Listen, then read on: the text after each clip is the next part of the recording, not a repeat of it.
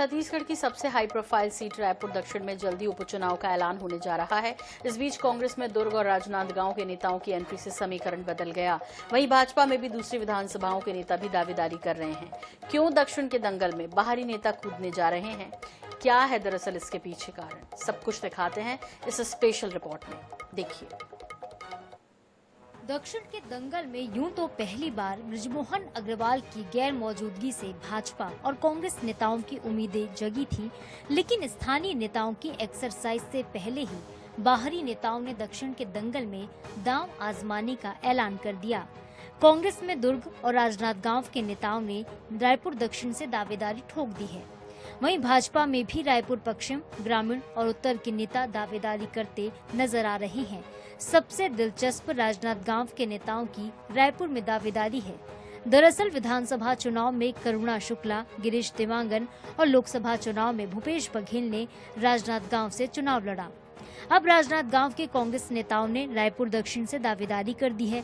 कांग्रेस नेता आफताब आलम के लिए राजनांदगांव के कांग्रेसियों ने टिकट की मांग की। इस संबंध में पीसीसी के पूर्व महामंत्री कुतुबुद्दीन सोलंकी के साथ स्थानीय नेताओं ने वरिष्ठ नेताओं से मुलाकात भी की। उनका कहना है, जब रायपुर के नेता राजनांदगांव से चुनाव लड़ सकते हैं तो वहां के नेता को रायपुर दक्षिण से टिकट दी जानी चाहिए। इसी तरह से दुर्ग के प्रतिष्ठित वोरा परिवार के सदस्य राजीव वोरा ने भी रायपुर दक्षिण से टिकट की मांग की।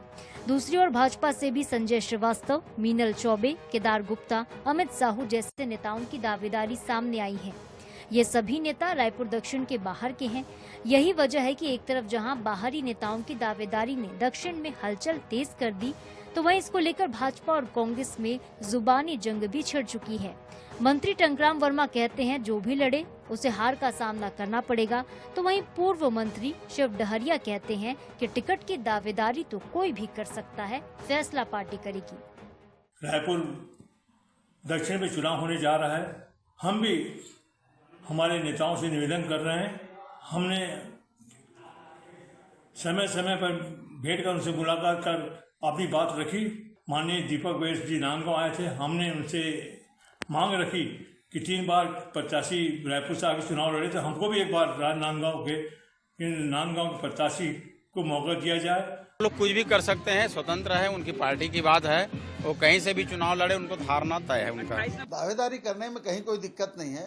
पूरे प्रदेश के लोग दावेदारी कर सकते हैं, दावेदारी करना चाहिए। और कांग्रेस पार्टी जो जीतने लायक कैंडिडेट है उनको टिकट देगी तो अच्छी बात है कि वहाँ लड़ने के लिए हमारे प्रदेश के और लोग भी इच्छुक हैं।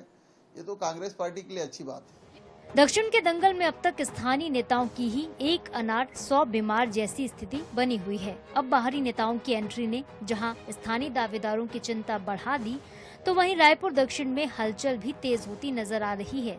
ऐसे में किसे मिलेगी टिकट और दक्षिण के दंगल का कौन होगा विजेता, ये तो आने वाले वक्त में ही पता चलेगा। फिलहाल तो नए नेताओं की एंट्री ने समीकरण जरूर बदल दिए हैं।